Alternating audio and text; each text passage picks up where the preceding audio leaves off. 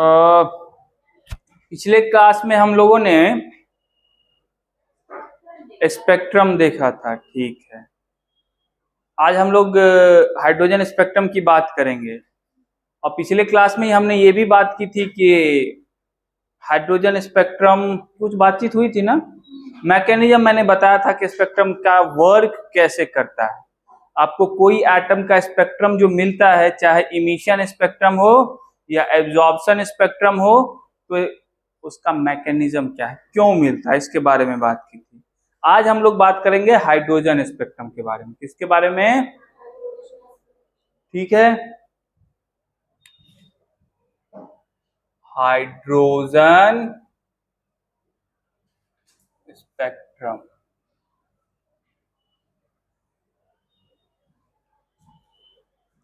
Hydrogen spectrum का मतलब कि आप हाइड्रोजन एटम का चित्र देख रहे हैं। कहां पे? स्क्रीन पे चित्र देखोगे स्पेक्ट्रम पे। कहां देखेंगे?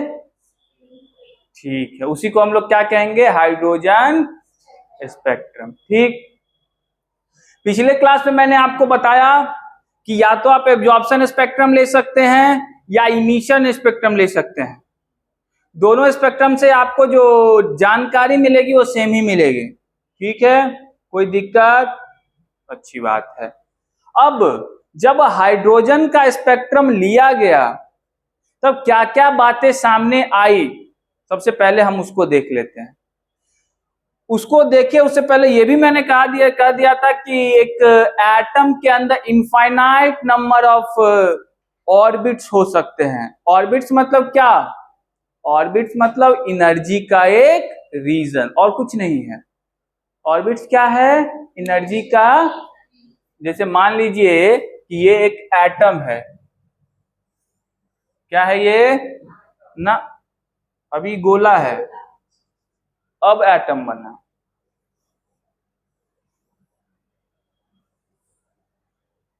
और ये क्या है इसके? और मैं इसको ऑर्बिट्स कह रहा हूं।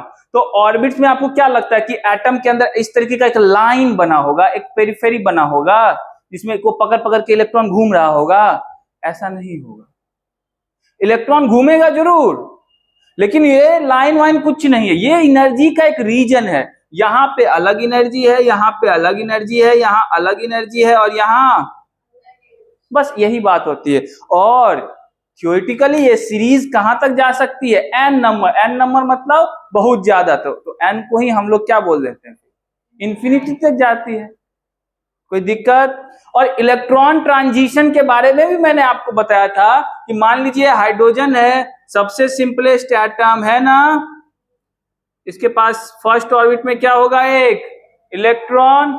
आप इसको एनर्जी देंगे, एनर्जी पाके ये इलेक्ट्रॉन बहुत खुश हो जाएगा। खुश होने के बाद क्या करेगा? उछलेगा। और अगर सफिशिएंट एनर्जी होगा इसको उछलने लायक, तो ये उछल के यहां जा सकता है, उछल के यहां आ सकता है, उछल के यहां आ सकता है। उसी को हम लोग क्या बोलते थे? Excited state. क्या बोलते थे उसको? लेकिन ये इलेक्ट्रॉन बहुत देर तक एक्साइटेड स्टेट में रहेगा नहीं। तो फिर ये क्या करेगा? अपने ग्राउंड स्टेट में ही जाएगा। तो ग्राउंड स्टेट में जाएगा, मान लीजिए ये इलेक्ट्रॉन यहां आ गया था, तो ग्राउंड स्टेट में जाने का तो कैसे जा सकता है? एक तो यहां से जा सकता है, तो नंबर 1 2 3 4, तो 4 to 3 जा सकता है, 3 to 2 जा सकता है, 2 to, कोई दिक्कत? या सीधा 4 से छलांग लगा के फर्स्ट पे भी आ सकता है। ये भी हो सकता है कि 4 to 2 जाए, 2 to 1 जाए। बोलो, इतनी पॉसिबिलिटी हो सकती है कि नहीं हो सकती है? इतनी पॉसिबिलिटी हो सकती है ना, समझ रहे हैं? और मैं कह रहा हूं कि जब ये हायर एनर्जी रीजन से लोअर एनर्जी रीजन को जाएगा तो इसकी एनर्जी क्या होगी? कम होगी। एनर्जी कम होगी तो ये क्या रेडिएट करेगा? बोलो, वेव या रे जिसको आप बोलते हैं, ये इमिट करेगा कि नहीं करेगा? और उसी का आप लोग क्या लेते हैं वहां पे? स्पेक्ट्रम लेते हैं ना। उसी का इमिशन स्पेक्ट्रम लेते हैं आप लोग। ठीक है, अच्छी बात है। अब आप बताइए कि जैसे ही ये इलेक्ट्रॉन मान लीजिए 4 to 3 गया होगा तो एक एनर्जी का चेंज हुआ होगा, इतना एनर्जी चेंज हुआ, कितना एनर्जी चेंज हुआ होगा, E4 माइनस E3। बोलिए, इतना ही एनर्जी के कॉरस्पॉन्डिंग एक वेव निकला होगा कि नहीं निकला होगा? तो उसका वेवलेंथ इस फॉर्मूला से आप प्राप्त कर सकते हैं कि नहीं? SC बाय, ये फॉर्मूला मैंने बताया था ना, आप नहीं आए थे उस दिन, लंबे समय से गोल है। एनर्जी इक्वल टू SC, किसी भी इलेक्ट्रोमैग्नेटिक वेव की अगर आपको देखना है तो वो कैसे निकालेंगे हम लोग? ठीक है, कोई दिक्कत? तो इतनी एनर्जी यहां से निकलेगी कि नहीं निकलेगी? तो एक पर्टिकुलर वेवलेंथ आपको मिलेगा कि नहीं मिलेगा?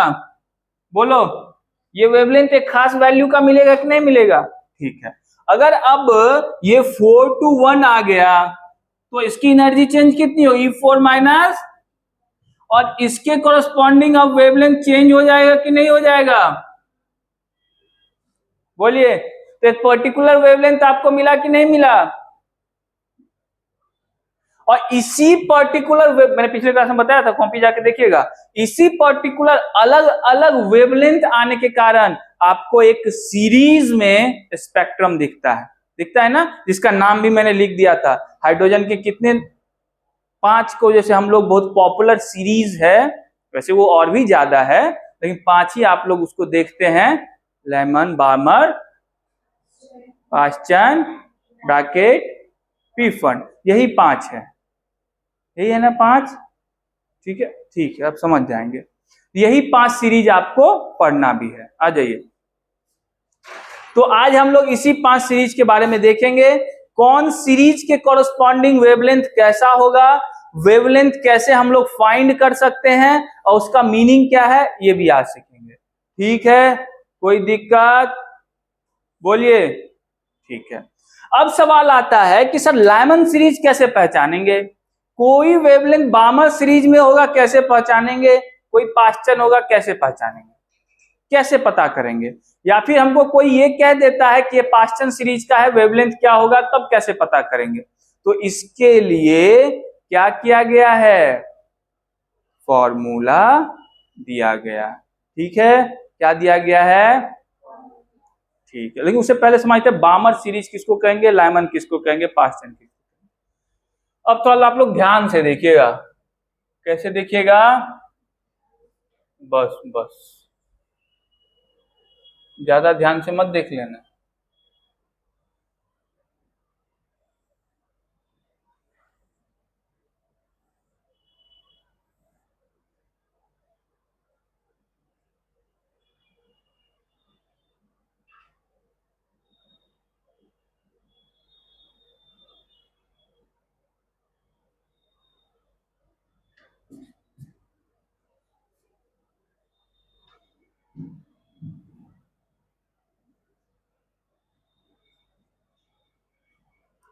ये मान लीजिए एनर्जी का रीजन है, जो आपको 1 से शुरू होकर कहां तक जा रहा है, इसको और ऑर्बिट समझ लीजिए, सिंपल। ठीक है, ये फर्स्ट, ये सेकेंड, ये थर्ड, ये फोर्थ, ठीक है, ये हाइड्रोजन के अंदर ऑर्बिट है।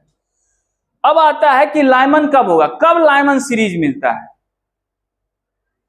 ध्यान से समझिएगा, किसकी चर्चा कर रहा हूं मैं?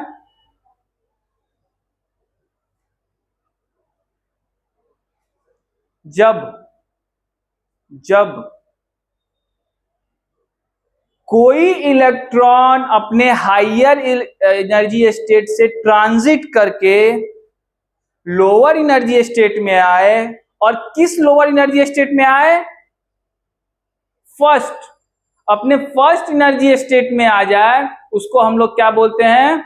Lyman series. वहां से जो वेवलेंथ आपको निकलेगी वो किस सीरीज में लाइक करेगी? किस सीरीज में? लाइमन सीरीज में। समझ रहे बातों को? मतलब n नंबर ऑफ इंफिनिटी, यहां से आपको इलेक्ट्रॉन ट्रांजिट करके कहां गिरेगा? उसको कौन सा सीरीज में आएगा? वो 6 से भी वो 1 में आए, कौन सा सीरीज में आएगा? कहीं से भी कौन सा सीरीज? बस इतनी सी बात है। तो n equal to infinity to n1 equal to कितना 1। इस सीरीज में जितनी वेव आएंगे सब लाइमन होगा। कौन होगा? समझ गए बातों को? ओके, फिर है बामर। अब आप लोग समझ ही गए होंगे मैं क्या कहूंगा आगे। n2 इंफिनिटी से कहीं से भी कहां पे गिरे, ये किस सीरीज में आएगी? किस सीरीज में आएगी? तो n2 इंफिनिटी n1। कोई दिक्कत? कौन सा सीरीज? अब बामर सीरीज हो या लाइमन सीरीज हो, बस यही अंतर होगा कि आके गिर कहां रहा है इलेक्ट्रॉन। ठीक, और एक बात हमेशा याद रखिएगा, n2 n1 से बड़ा होना चाहिए, छोटा नहीं होना चाहिए। ठीक है, मतलब हम लोग इलेक्ट्रॉन की ट्रांजिशन की बात कर रहे हैं। इलेक्ट्रॉन को एनर्जी देते समय बड़ा कब नहीं होगा? जब आप एनर्जी दे रहे होंगे तभी ना यहां से यहां कूदेगा। बाकी अपने मन से तो वो लोअर स्टेट में ही जाएगा, अपने मन से तो चलेगा नहीं कहीं पे। ठीक है, उसके बाद कौन है? पाश्चन में फिर से वही n2 क्या हो सकता है? कुछ भी हो सकता है, लेकिन आके गिरना कहां है उसको? समझ गए? कहां गिरना है? इसके बाद कौन है? हाँ, ब्रैकेट। इसमें n2 फिर से कुछ भी हो सकता है, बट n1 4 होगा। और उसके बाद कौन सा था आपका? P1। इसमें n2 कुछ भी होगा 5 ना जी। कोई दिक्कत? यही सीरीज का काम है। ठीक है, जब इतनी बातें हम लोग अब समझ गए तो आप बोलेंगे ये बात तो सब समझ गए कि कौन किस सीरीज में लाई करेगा, लेकिन क्या कोई मैथमेटिकल वैल्यू है जिससे कि हम कैलकुलेट कर सकते हैं वेवलेंथ? जब मान लीजिए मैं कहता हूं कि 6th एनर्जी स्टेट से वो कहां पे आ रहा है? सेकेंड में, तो बोलेंगे चलिए सब वेवलेंथ इसका क्या होगा?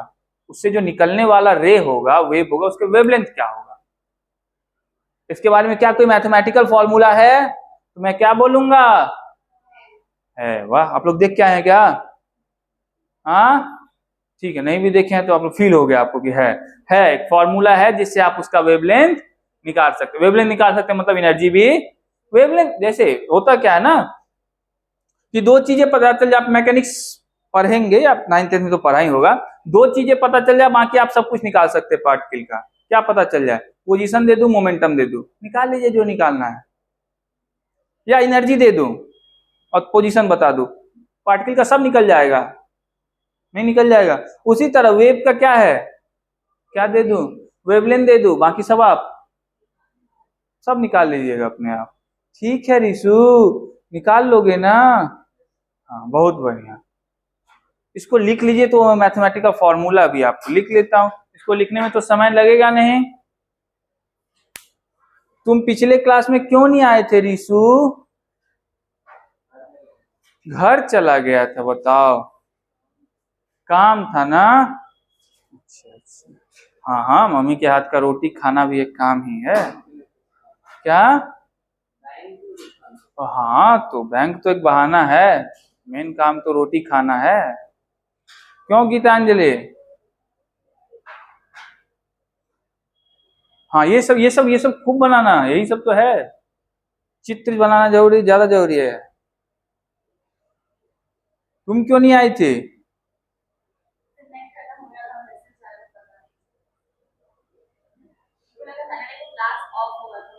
अच्छा, इनमें से किसी का नंबर नहीं है? ऑफ होगा तो ऑफ होगा, लग गया तो लग गया, फिर संदेह नहीं करते हैं हम। गीतांजलि आई थी। क्यों गीतांजलि? तब वो दोनों छुट्टी मनाने गई है।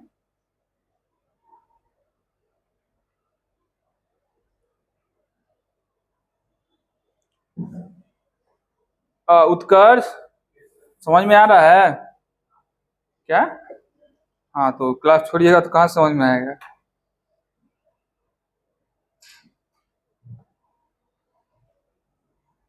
कोई बात नहीं, एक दो दिन में ये बात तो आ ही गई ना। हाँ तो बाकी बातें तो आ ही जाएंगी धीरे धीरे। क्लास रेगुलर आना चाहिए सबको।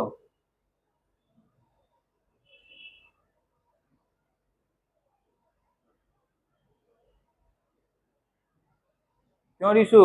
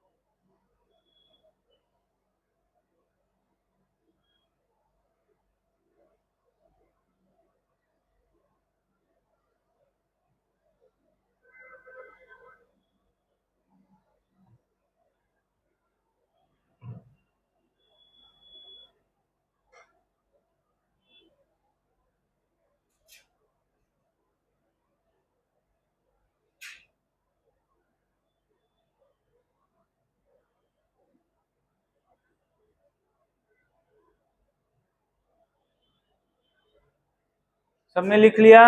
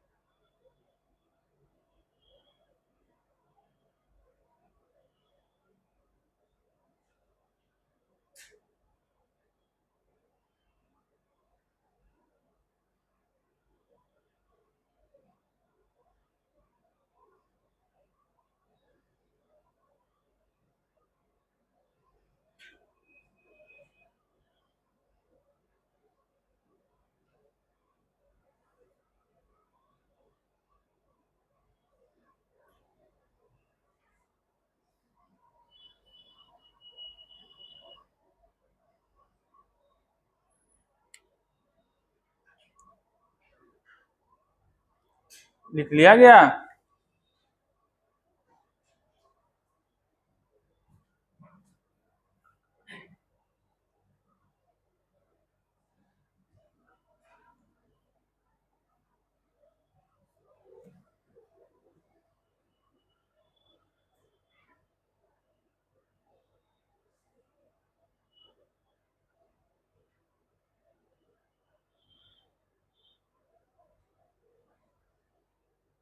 ठीक है।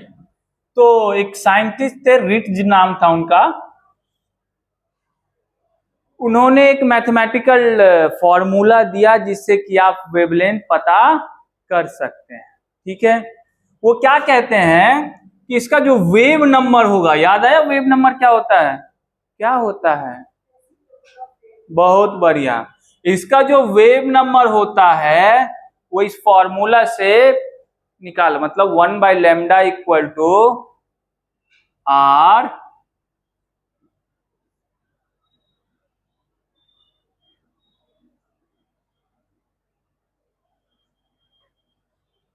इस फॉर्मूला से आप उसका वेवलेंथ निकाल सकते हैं। बोले सर ये आर क्या है? तो आर एक यूनिवर्सल कांस्टेंट है। कौन सा कांस्टेंट है? यूनिवर्सल का मतलब जानते हैं आप लोग क्या? हाँ, हर जगह वही है, मेरे लिए भी वही है, एक एलियन आ रहा था, उसके लिए भी वही था। ठीक है, इसकी वैल्यू पता है आप लोगों को? अच्छा, इसका नाम क्या है? नाम नहीं बताया मैंने। इसका नाम है रिडबर्ग कांस्टेंट। क्या नाम है?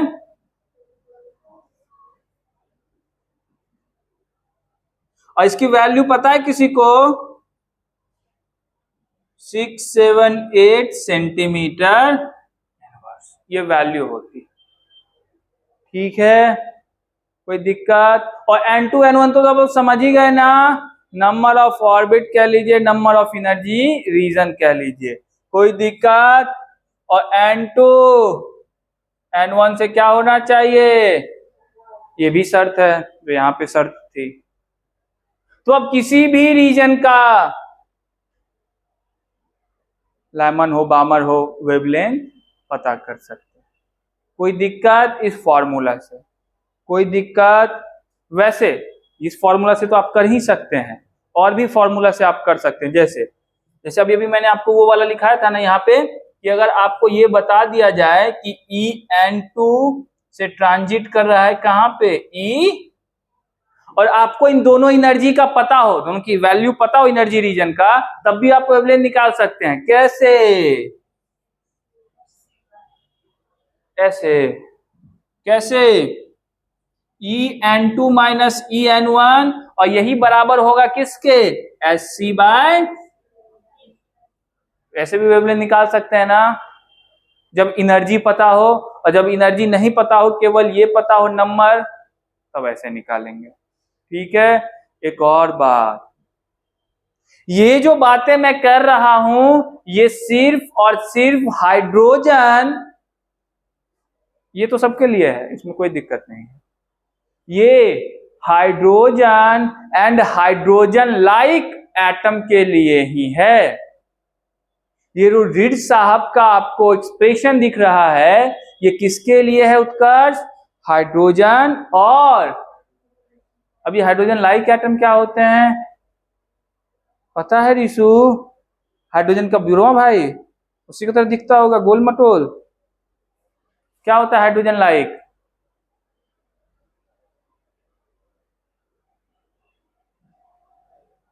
जिसके पास सिंगल इलेक्ट्रॉन हो, वही हाइड्रोजन लाइक। सिंपल बात। ये बात पहली बार सुन रहे हैं क्या? पहले भी सुना होगा आपने। वैसा कोई भी एटम जिसके पास सिंगल इलेक्ट्रॉन हो, वो क्या होगा? हाइड्रोजन नहीं होगा, हाइड्रोजन। अब बोलेंगे कैसी बातें करते हैं सर, हाइड्रोजन जिसके पास सिंगल हो जाए खुद हाइड्रोजन हो जाएगा, तो एटम कैसे रहेगा? क्या कोई ऐसा एटम है? नहीं, वो एटम नहीं होगा, वो क्या होगा? आयंस होंगे गधे। कैसे होंगे वो? जैसे हीलियम प्लस हाइड्रोजन। हाइड्रोजन है क्या हीलियम प्लस? कैसा है? क्योंकि उसके पास कितने इलेक्ट्रॉन है? Lithium 2 plus hydrogen like at. लो एटम तो नहीं हुआ, अब वो क्या हो गए? आयंस हो गए। कोई दिक्कत? तो ये फॉर्मूला जो आपके पास दिख रहा है, ये किसके लिए एप्लीकेबल है? हाइड्रोजन एंड, बस बस।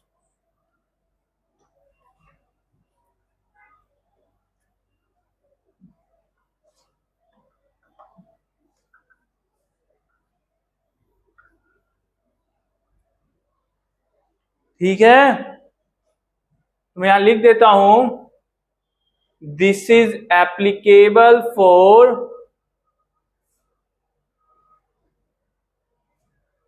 What? Hydrogen and hydrogen like species. Biology वाले अपना स्पीसीज मत समझ लेना, ठीक है? कोई दिक्कत? मेरा स्पीसीज क्या है? एटम, आयन, मॉलिक्यूल, यही सब स्पीसीज है मेरा। ठीक है, तुम्हारा स्पीसीज क्या है? बायोलॉजी वाले इनका सब स्पीसीज है। हाथी, घोड़ा, ऊंट, बिलाड़। ठीक है, कोई दिक्कत? तो हाइड्रोजन लाइक मतलब सिंगल इलेक्ट्रॉन स्पीसीज। लेकिन एक छोटा सा टर्म और मैं चेंज कर, पहले पानी पिला दो यार, प्यास बहुत लग जाती है बोलते बोलते। तुम लोग को तो नहीं लगती?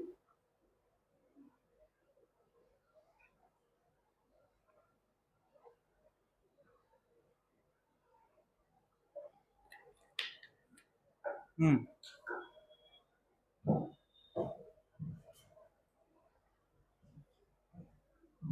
लेकिन एक छोटा सा टर्म चेंज होगा, इसको अगर हम हाइड्रोजन लाइक स्पीसीज पे अप्लाई करना चाहते हैं तो छोटा सा चेंज लाना होगा। वो चेंज क्या है कि wave number equal to 1/λ and that is equal to R Z square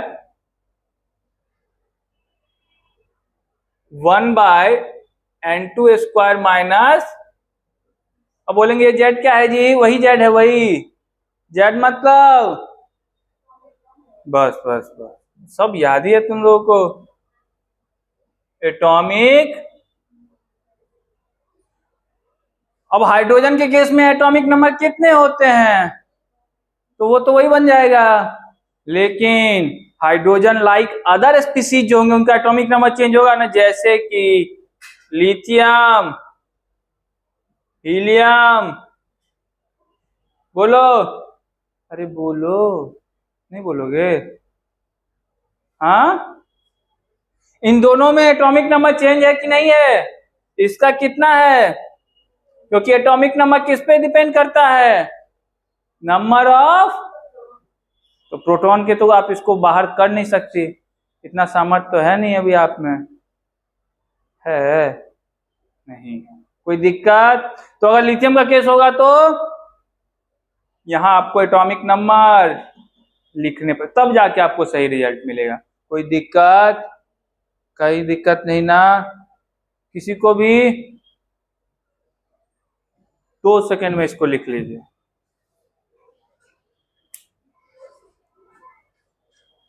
तो अब इस फॉर्मूला से तो आप सीख ही गई N2 N1 का महत्व क्या है।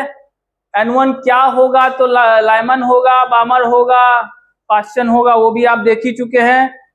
ठीक है,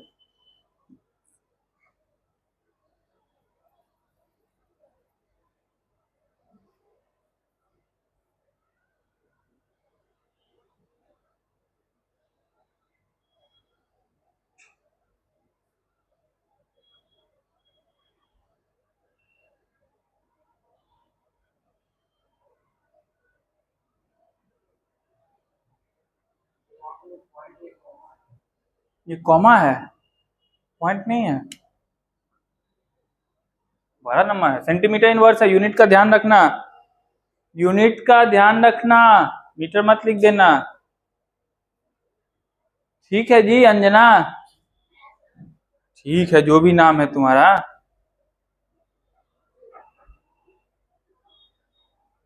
कुछ तो नाम है ना, कि अनाम हो? तो बेनाम है, अनाम नहीं है।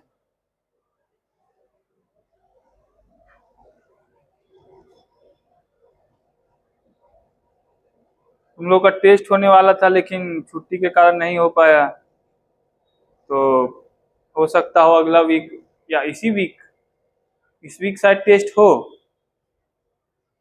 इस वीक शायद टेस्ट हो। हाँ इस वीक तो होगा ही, होबे करेगा। और टेस्ट में क्या आ रहा है तुम लोग जानते ही हो, पेपर भी मैंने बना ही दिया था, मोल कॉन्सेप्ट ही आ रहा है, शेड्यूल भी तो मिल ही गया था तुम लोग को टेस्ट का ना। ऐसे क्यों मतलब सुन के मतलब चौंक रही हो कि टेस्ट में किसी का नंबर, जो लोग पढ़े हैं, जो लोग बाद में आए हो तो ठीक है, खराब आया क्या करेंगे, पढ़ाएंगे। और क्या कर सकते हैं, और है ही क्या मेरे हाथ में।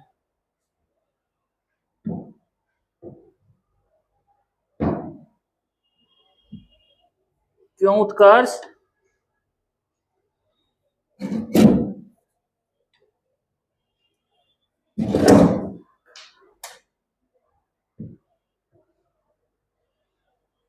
लिख लिया?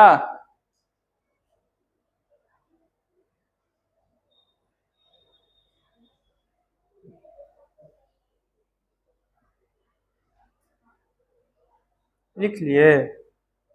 बहुत बढ़िया।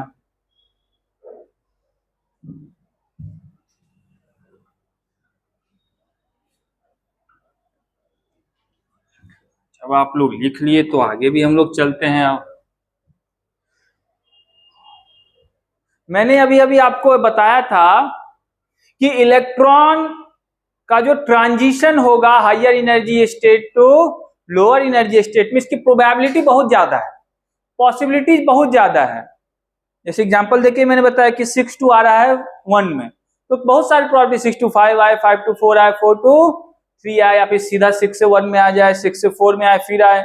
बहुत सारे प्रोबेबिलिटीज है, बहुत सारे पॉसिबिलिटी। जैसे जैसे डिफरेंस बढ़ते जाता है पॉसिबिलिटीज बढ़ते जाता है। तो आपको अगर ऐसा सवाल आएगा कि कितना ट्रांजिशन पॉसिबल है, अगर आपको N2 दिया हुआ है, N1 दिया हुआ है, तो आपसे अगर पूछे कोई कि कितना पॉसिबल है, तो आप उसका जवाब दे सकते हैं। ठीक है? कैसे? सिंपल सा फॉर्मूला लिखूंगा, उससे आप लोग जवाब देते रहिएगा। Number of transition equal to N2 minus N1, N2 minus N1 plus 1। बस इसी का क्या करना है आपको? यूज करना है। कोई दिक्कत? समझ गए बातों को? चलिए लिख लीजिए इस फॉर्मूला को, और क्वेश्चन लिखिए तो एक छोटा सा।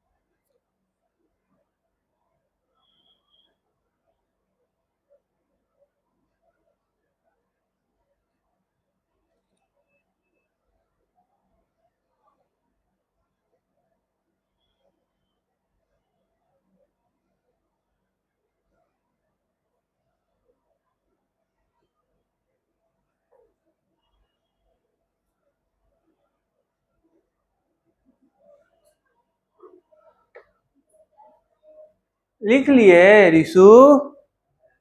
इसका को सवाल भी बना लिए होगे? ठीक है, मुझे बनाना ही पड़ेगा, बना देता हूँ फिर भी।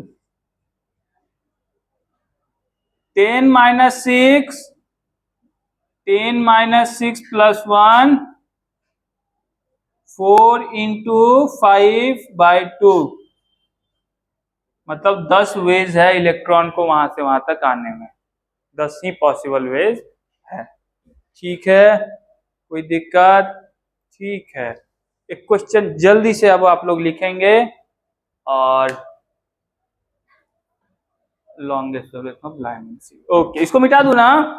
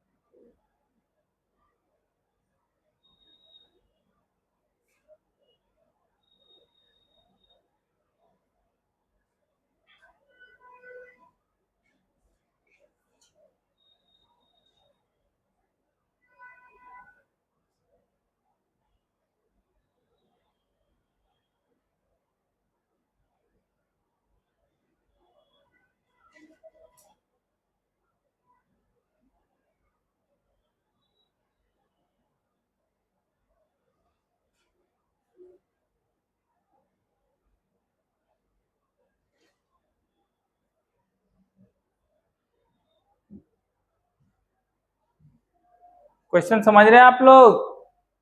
कर समझ रहे हैं क्वेश्चन क्या कह रहा है कि शॉर्टेस्ट वेवलेंथ और लॉन्गेस्ट वेवलेंथ बताइए। आप बता सकते हैं, आपके पास उतनी जानकारी है, बस प्रोसेस करना होगा।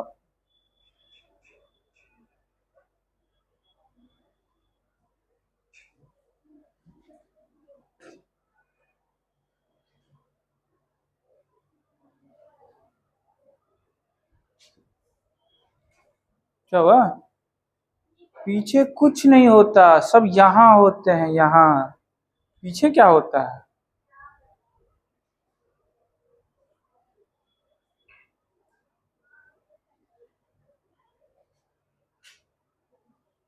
दिखाओ जी, दिखाओ क्या कर रहे हो।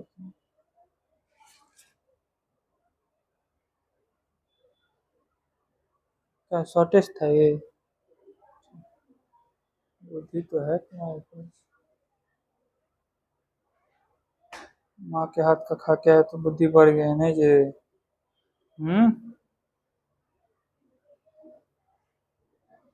क्या?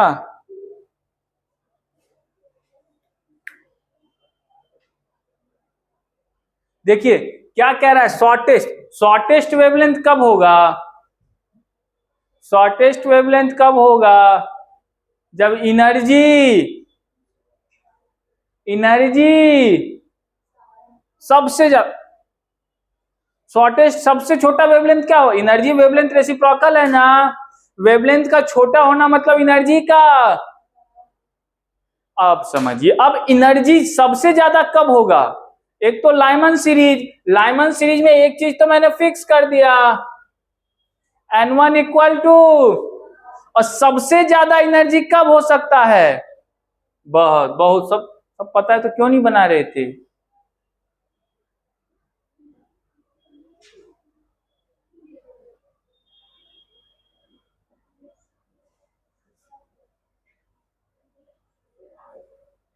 N2 आपको क्या करना पड़ेगा? इंफिनिटी कर दूं तो एनर्जी सबसे ज्यादा होगा कि नहीं हो जाएगा? देखो खूब बड़ा गैप हो गया, इससे बड़ा हाथ नहीं है मेरा। ठीक है, कोई दिक्कत? अब निकाल लेना आराम से। 1/λ equal to R R infinity.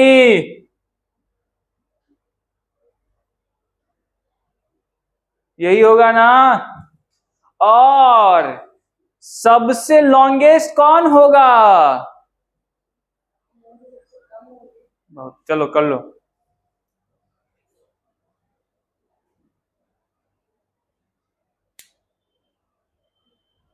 एक एक एक एक मिनट, एक मिनट, एक मिनट।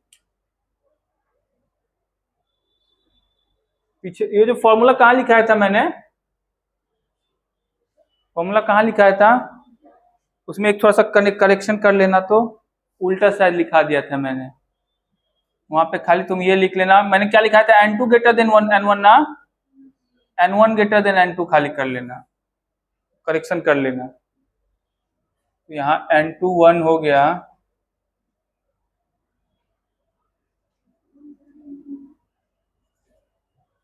वो वाला पीछे रहता था। खाली वो N1 N2 खाली बदल दोगे हो जाए।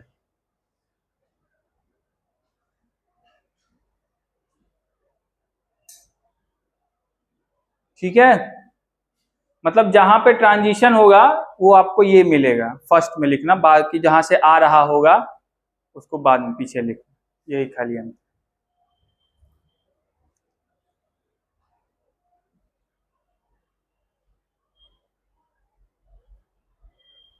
अब इसकी वैल्यू तो पता ही है सबको, 10967। और 1/इंफिनिटी क्या होती है? तो ये 1/1, ये किस में आएगा ये? अभी सेंटीमीटर इनवर्स, तो लेमडा क्या आ जाएगा? 109,678। नहीं जी, सेंटीमीटर इनवर्स। इसको सॉल्व करोगे कितना आएगा वो मैं बता दूंगा, पहले तुम लोग अब इस पे ध्यान दो। लॉन्गेस्ट, लॉन्गेस्ट कब होगा? वेवलेंथ सबसे बड़ा कब होगा? जब एनर्जी। अब लाइमन सीरीज में सबसे कम कब हो सकती है?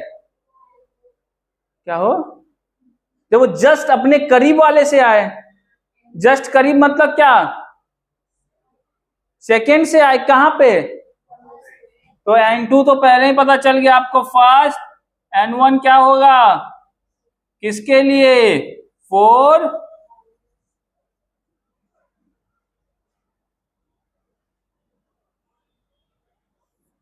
कोई दिक्कत, चलो कर लो अब।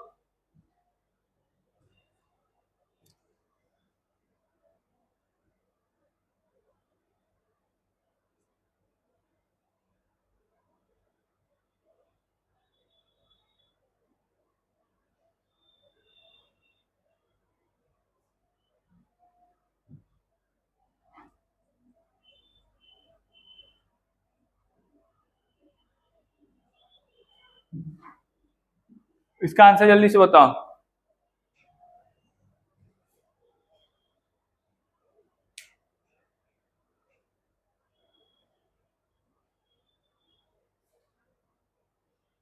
उत्कर्ष समझ रहे बातों को, तो इस तरीके का क्वेश्चन आप एक कोई भी सीरीज दे दे आपको, लाइमन दे दे, बामर दे दे, बस आपको क्या देखना है, शॉर्टेस्ट लॉन्गेस्ट वाला इस तरह का क्वेश्चन कर लेंगे ना गीतांजलि।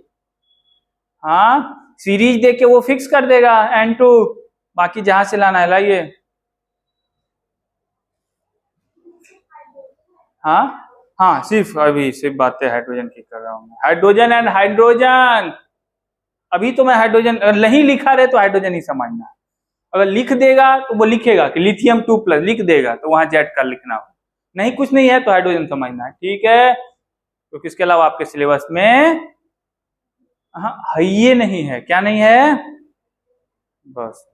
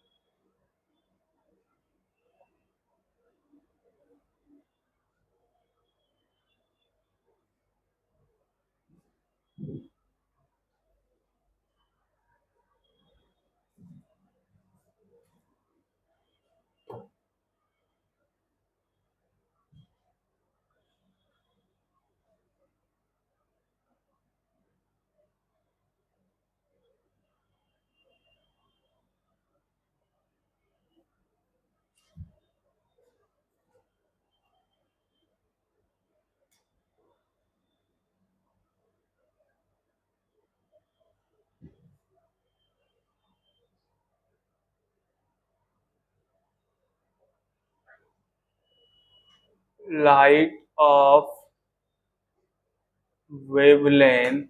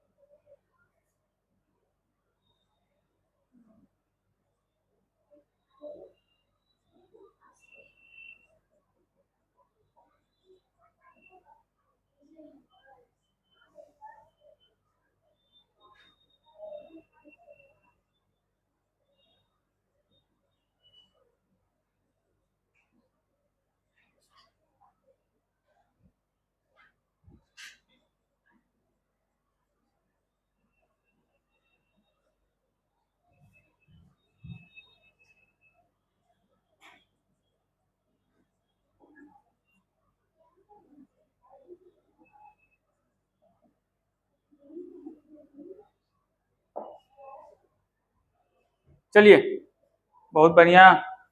एक छोटा सा क्वेश्चन फिर आपके सामने पेश है, खिदमत तुरंत कीजिए, जल्दी करो इतना समय नहीं है, तुम लोग छोटा छोटा क्वेश्चन बनाने में बहुत समय लगा देते हो। सुबह के समय भी तुम्हारे दिमाग काम नहीं करते हैं, शाम में क्या हालत होगी तुम्हारी, शाम में तुम लोग सिर्फ चाय पिलाइए पहले, उसके बाद पढ़ेंगे। क्या नीचे है दुकान, और बुद्धि तुम्हारा खराब हो जाएगा। तो ये है पहले से।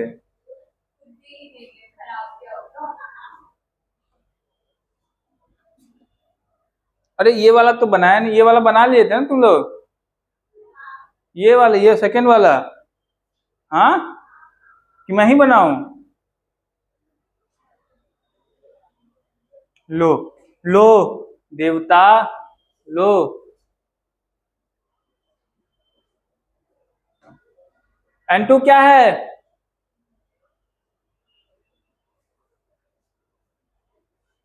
हो गया? कितना हो गया ये? 1 - 1/4 कितना होता है? बस बस, यही यही तो जानने के लिए मैं जिंदा था। तो लेमडा इक्वल टू पहले वाले से क्या होगा जी? 4/3 टाइम्स हो जाएगा कि नहीं हो जाएगा? तो देखो पहले वाले का आर ही तो आ रहा था, 1/r इक्वल टू लेमडा।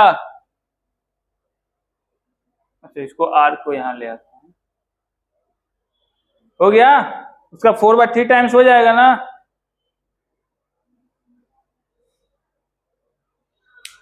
करो, मतलब ये हो गया। ये वाला क्वेश्चन करो। पहले वाले का निकल गया ना? पहले वाले का 1/r आ रहा है ना? तो क्या करोगे इसका, समझ गया ना? उसके लिए फिर से गुना भाग करोगे क्या तुम लोग? बुद्धि लगाओ थोड़ा सा। हाँ, चतुर चतुर बनो। क्या बनो गीतांजलि? चतुर। देखो वो लड़का कितना चतुर है, लेकिन थोड़ा सा घी नहीं लगा के दी थी क्या माँ रोटी में, इसीलिए उसका बुद्धि थोड़ा खराब हो गया। रोटी तो खाया है, थोड़ा सा तो आया, बुद्धि घी नहीं लगा। अगली बार घी लगा के खाना, ठीक है? तो शॉर्टेस्ट को लॉन्गेस्ट लिख दिए थे।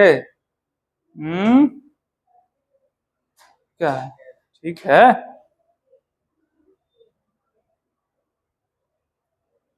ठीक है। तुम्हारे समय में तो मेरा इससे भी खराब हालत था। खेलते कूदते भी हो? क्या खेलते हो? वाह, क्या करते हो? फील्डिंग?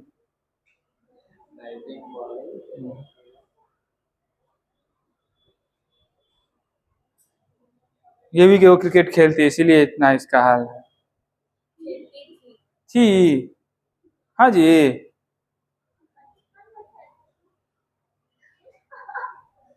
नहीं, ये क्या बाउंड्री के बाहर गेंद लाने के लिए होते हैं ना कुछ लोग, गांव में रखते हैं ना बच्चों को, बाउंड्री से बाहर से गेंद लाना, तो ये ग्राउंड स्टाफ। इतना भारी भरकम शब्द यूज करोगे? ये क्वेश्चन आप लोग को समझ में नहीं आ रहा है ना? आ रहा है? चलिए इस क्वेश्चन को मैं ही सॉल्व करता हूं। और इस तरीके के क्वेश्चन कई बार नीट में पूछा गया। अब देखो इस क्वेश्चन में है क्या, ध्यान से देखो। इसको मिटा दूं मैं, इधर मिटा दूं? बोलबे नहीं करेगा।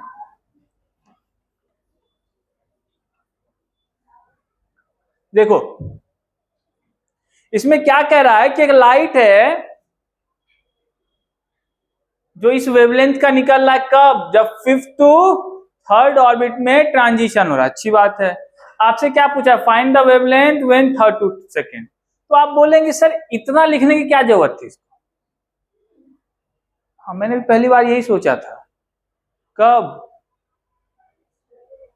हाँ, जब आपकी उम्र में था, कि सीधा लिख देता 3rd टू 2nd, निकालो, फॉर्मूला था ही अपने पास, इतना लिखने की क्या जरूरत है? फिर सवाल आया कि अगर लिखा है तो क्या करेंगे? कोई जरूरत नहीं, ठीक है, नहीं है, लेकिन अगर लिखा है तो क्या करेंगे?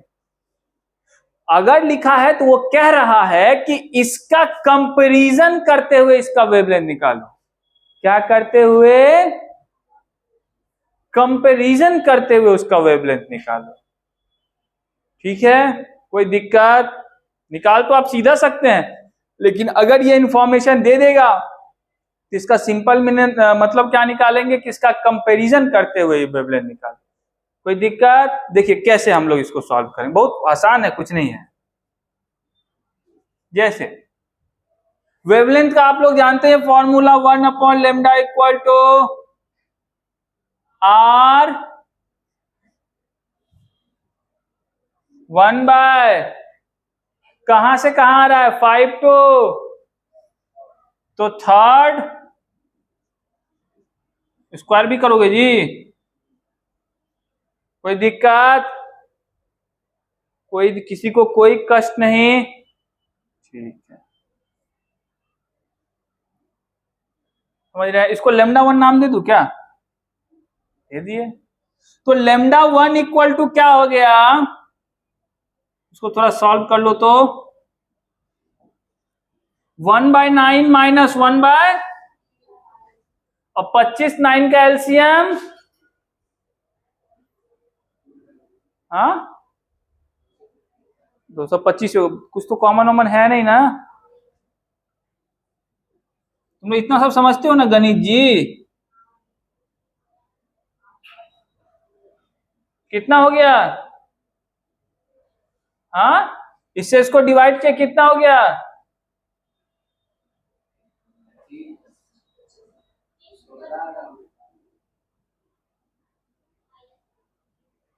9 ना लोगों का गणित कमजोर हो गया लग रहा है अच्छा कमजोर ही था तो यहां से क्या निकल के आ गया देखो तो λ1 equal to 225 into sorry divided by 16 into कोई दिक्कत इसको अब यहां तक छोड़ दो इसको इक्वेशन 1 मान लो अब हम क्या करेंगे दूसरी बार में इसके थ्रू वेवलेंथ निकालना चाहते हैं निकालेंगे तो 1/λ इक्वल टू R कहां से कहां थर्ड टू तो 2 का स्क्वायर माइनस कोई दिक्कत 1/4 1/9 36 ना होगा जी तो 9 माइनस 4 लिख सकते हैं 5R/36 लिख सकते हैं तो λ इक्वल टू 36/5R होगा λ2 कर लेना यहाँ पे क्या कर लेना अब मैंने कहा था कि R की वैल्यू लिख के भी तुम निकाल सकते हो लेकिन रखूंगा नहीं R की वैल्यू तो पता ही है हमको लेकिन मैं करूंगा नहीं क्योंकि इंफॉर्मेशन वो कह रहा कि कंपैरिजन करके बता क्या करके बता तो कुछ नहीं करना इक्वेशन 2 डिवाइडेड बाय तो λ2/λ1 equal to 36/5R divided by 225 by R तो चला जाएगा ना घूमने के लिए तो यहां से λ2 क्या होगा λ1 इंटू 36 इंटू 16 225 इंटू λ1 की वैल्यू पता ही है आप लोगों को 1281 कर लेंगे अरे कर लेंगे तो इस तरीके का सवाल आएंगे तो कैसे करेंगे बस समझ गए पांडे जी सीटी भी बजाइएगा ठीक है ना ये चलिए ऐसा कम से कम 3-4 बार नीट में पूछा गया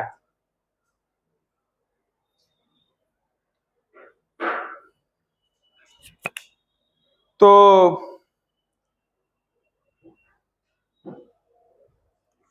क्या हुआ अच्छा ओहो बेचारे का सर ही गिर गया